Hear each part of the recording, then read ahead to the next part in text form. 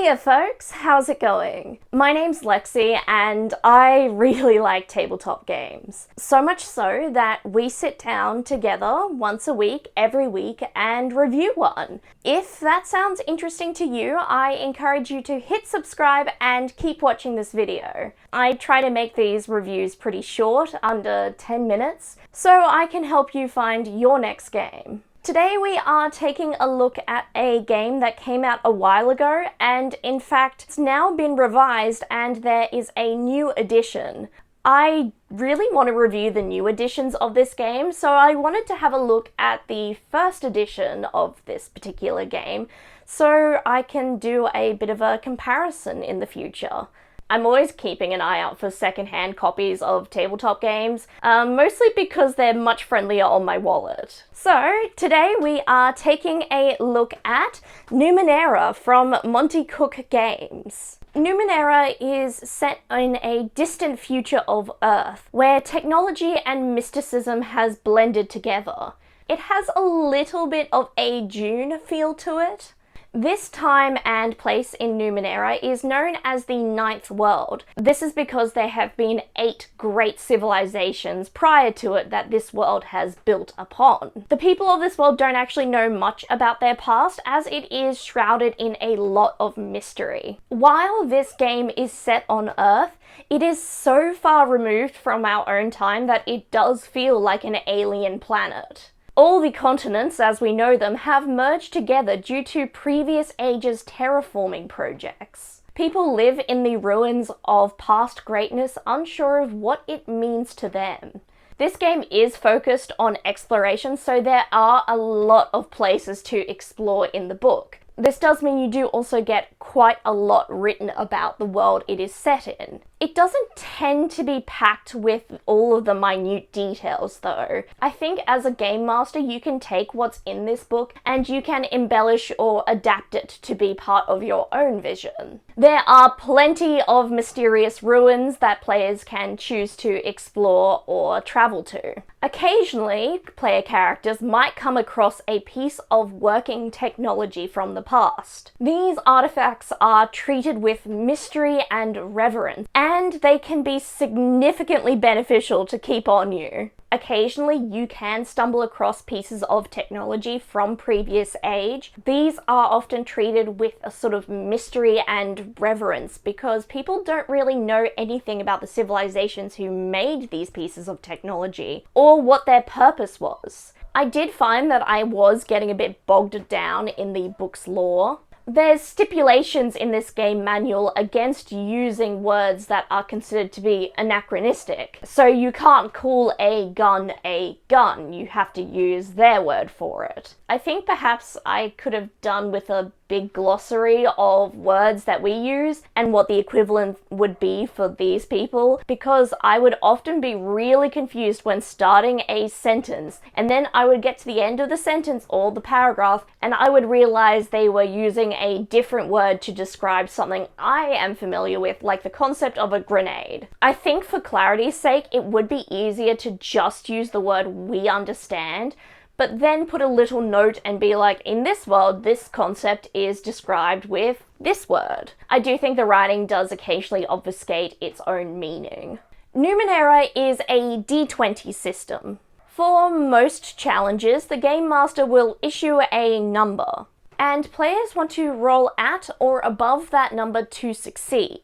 You can modify the result from this D20 roll using things like your stats or your particular skills. You can modify the result of this D20 roll with a variety of factors, such as skills, edges, efforts, and assets. While they're given different names, they do just tend to be, while I have listed 4 different categories, their mechanical effect tends to be about the same, adding a modifier you can add or subtract from your result on the die. You do have 3 pools of points which you can draw on: might, intellect, and speed. Another one of the categories I mentioned, assets, is when you have an item that might assist you with that roll, such as one of those mysterious old pieces of tech I mentioned. That that could provide a really powerful leg up. Something I do really appreciate about these modifiers, though, is the game makes it so you can simplify the challenge with your modifiers. How this works is if you ever have enough modifiers stacked, so you would have a +3 or more, instead of adding these additional modifiers, you take the challenge number down by a step. That way you only ever have a +1 to +2. Any more than that, you just make the challenge easier. In this core rulebook, you only get 3 character archetypes to choose from. Glaives, your fighters, Jacks, who tend to be generalists or rogue types, and Nanos, who are your mystical magic users. Something I noticed is that the way this game presents its experience system is extremely odd. For most of the game, you can gain experience by traveling to new places and discovering things. One of the other instances, though, that you can gain experience in is by allowing your GM to intrude. In the manual, they described it as a game master butting in the middle of combat to inform a player they dropped their weapon. It adds a further complication. Taking on an intrusion awards a player character 2 experience points. If you don't like the intrusion, you have to spend 1 experience point to say it doesn't happen. The spirit of how this was described to me just felt mean. It felt like, let the GM ruin your moment or pay up. However, I think this mechanic is meant to be used differently to how it's initially described. What I think it actually wants to get at is the GM can introduce interesting plot developments or twists to the story. These might not necessarily be mean to the players, they are just to make the story more interesting. Players can choose to take on this twist or development, or choose to ignore it and pay the cost of 1 experience. It's more that the players can choose to buy into the twist or buy out of it. I just think the way it's introduced and described makes it sound a lot more mean-spirited than it actually is. Experience in this game can be spent on improving a character, or you can use it to re-roll die if needed. For character improvement, you might introduce a new skill, or you might increase one of those pools of points in your might, intellect, or speed. I found the rules in this core book to be overwritten and somehow at the same time vague. The rules aren't clear enough for a group to come to a mutual understanding or for a game master to make a clear ruling should there be a misunderstanding or a vague situation that doesn't quite fit what was written. I did, while I was reading this manual, decide to go look up to see if someone had done a simplified rule summary of this game, and yes, someone's done that for this edition, which to me is really helpful. If you want to enjoy this game but you are struggling with how the rules are written in this edition, someone has gone and helped us all out by providing a summary to make it easier for us all. Of course, there is now a new edition out of this game with 2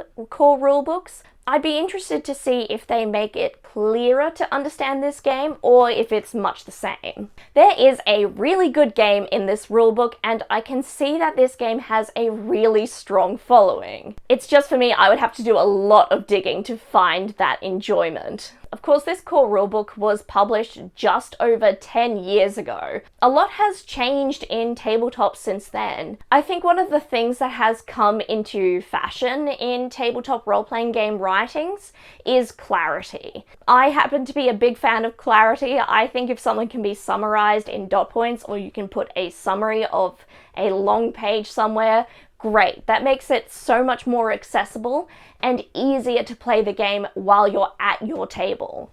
I do love that this game prioritizes exploration of this interesting world. While I have plenty to criticize, I also am really intrigued, and now I do really want to check out the new editions of this game and see if it has improved or addressed my concerns. The new editions are Numenera Discovery and Numenera Destiny. Numenera has a pretty dedicated group of followers. And if you're one of them, I really want you to tell me why. I don't mean that in a mean way, I'm just curious about what you enjoy about the game. This is definitely a game for people who love exploration and aren't worried about hand-waving the rules a little when they get confusing or you run into some strange situation. If you would like to get your hands on a copy of the original core rulebook, I would recommend getting it through DriveThruRPG. It's only about $10 for a PDF copy, or to keep your eye out if anyone's selling their old copy. I'll also pop in the description box links to where you can find the new updated core rules. I really do want to get my hands on them. I've just had a bit of rough luck in Australia with stock at the moment. I see a lot that I like in this game, so I really want to check it out again. If you already have the revised editions, tell me what you think and what I'm missing out on. And if you're unfamiliar with Numenera, perhaps we can discuss what kind of styles you prefer in your tabletop writing. Are you a fan of clarity, bullet points, make it short and sweet? Or do you love narrative and prose and having lots of passages of in-world dialogue? Let me know your thoughts in the comments down below. While you're down in the comments, I encourage you to like this video, press subscribe and turn on notifications so YouTube tells you when I've next uploaded.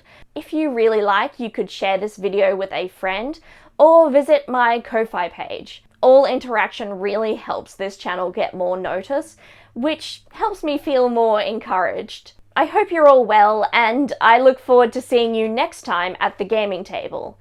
Bye!